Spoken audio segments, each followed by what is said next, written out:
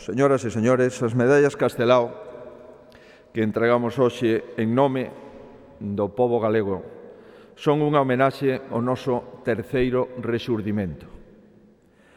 Galicia tivo un rexurdimento cultural da man de escritores, de poetas e pensadores que souberon rescatar o millor de nós para transformalo en obras inmorrentes.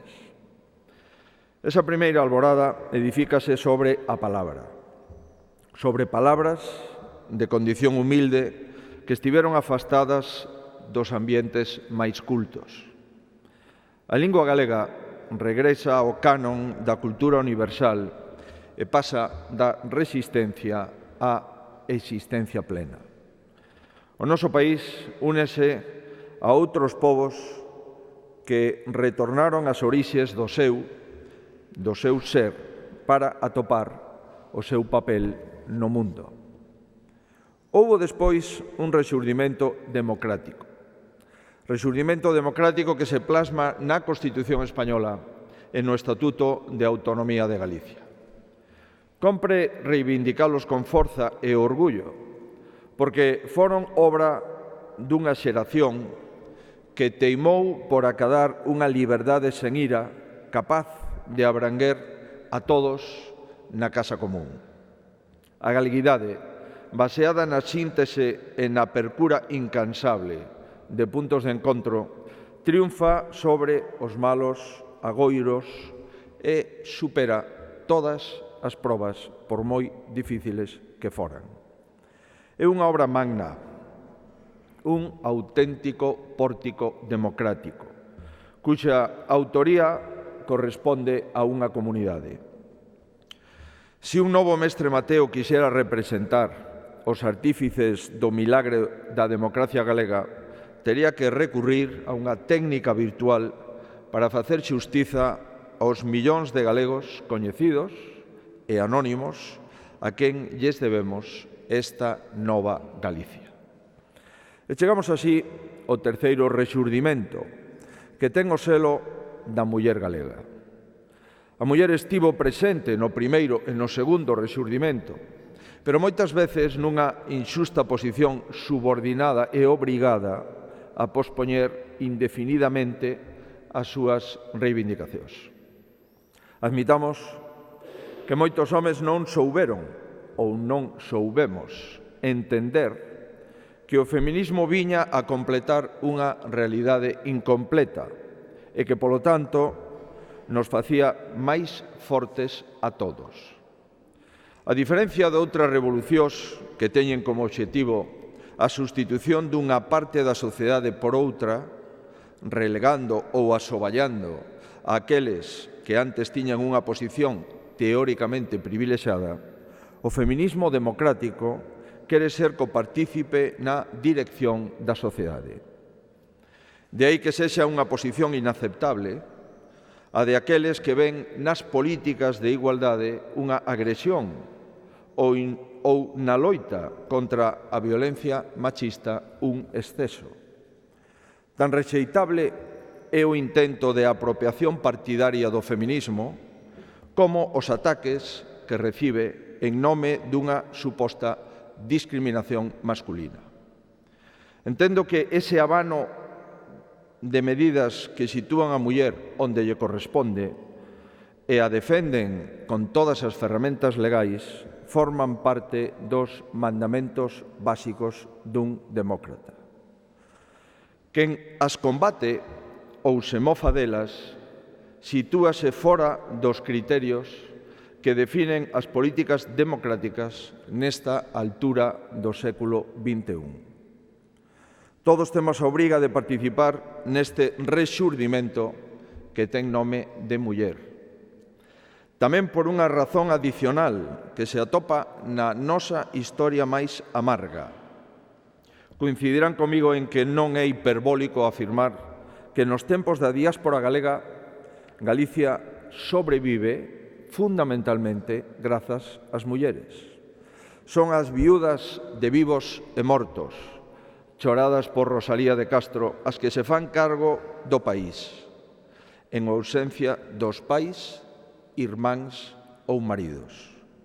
A imaxe dunha Galicia de mulleres e nenos que resiste lembrando o adeus do ser querido e agardando o seu retorno fainos valorar aínda máis o camiño percorrido ata hoxe e salienta o papel capilar da muller neste capítulo histórico de Galicia. Daquela resistencia heroica do pasado, pasamos a un rexurdimento presente que non cesa de aportar exemplos que nos reconfortan a todos. Daquela muller resignada a suplir ao home que se fora, a outra que define o seu destino. Mediante os seus personaxes, a escritora Nélida Piñón chamáballe República dos Soños a utopía que os emigrantes perseguían no alén do mar. Eses soños están agora aquí e poden realizarse grazas a este triple rexurdimento que conduce ao noso país á liberdade. Señoras e señores, hai moitos soños cumplidos e soños que se cumplirán nas 5 mulleres que acaban de recibir a Medalla Castelao 2019, un dos grandes referentes internacionais no campo da insuficiencia cardíaca e do trasplante cardíaco. Chámase Marisa Crespo.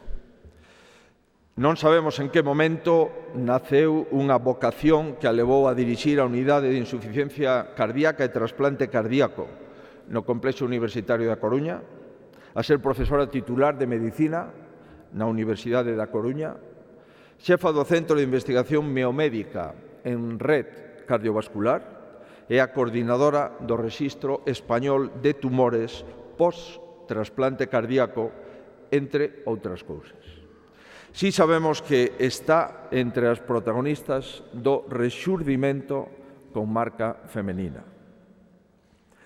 Deixamos a cea natal da doutora Crespo para louvar unha galega nada en Cangas do Morraz, que fixo do piragüismo un arte. Campeonatos mundiais, campeonatos europeos, 5 finais de 5 Xogos Olímpicos continuados, e vai para o 6º. Conforman o palmarés de Teresa Portela, que contribúe a situar no podio a todo o deporte galego.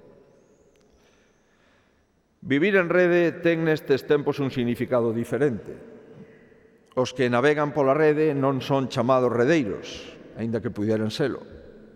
Pero antes de que a rede significara o que hoxe significa, xa tiña relación cunha artesanía ancestral, transmitida de xeración en xeración e vencellada ás mulleres do mar.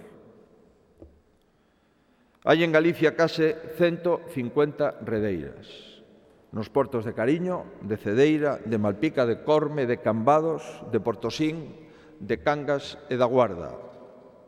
A maioría están agrupadas na Federación Galega de Redeiras Artesáns o Peirao e queren que o seu traballo sexa visible e respectado e esperemos que esta medalla axude a elo.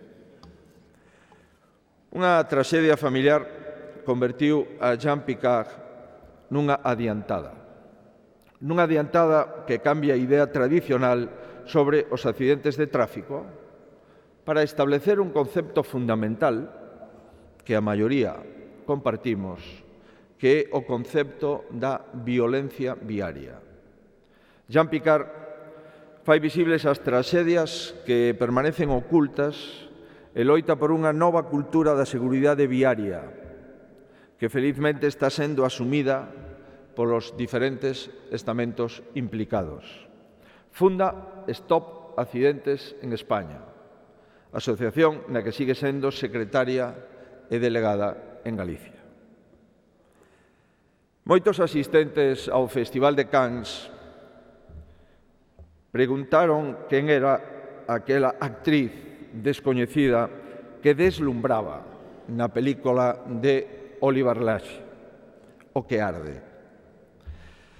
Bailaba muñeira diante dos fotógrafos e solicitaba formalmente que todos aqueles gráficos, supoño que a maioría franceses, se dirixiran a ela en galego. A nova estrela galega nacera en Ocorgo hai uns cantos anos. Fora lectora empedernida, campesiña e emigrante en Brasil. A súa vida merece ser levada ao cine, pero, mentras tanto, Benedicta Sánchez representa para nós o rexurdimento das galegas que sufriron tantas noites de pedra sin rendirse nunca. Señoras e señores, Galicia é unha patria, é unha matria.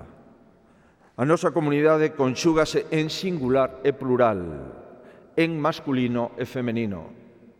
Galicia é máis grande porque a muller galega recupera o seu protagonismo.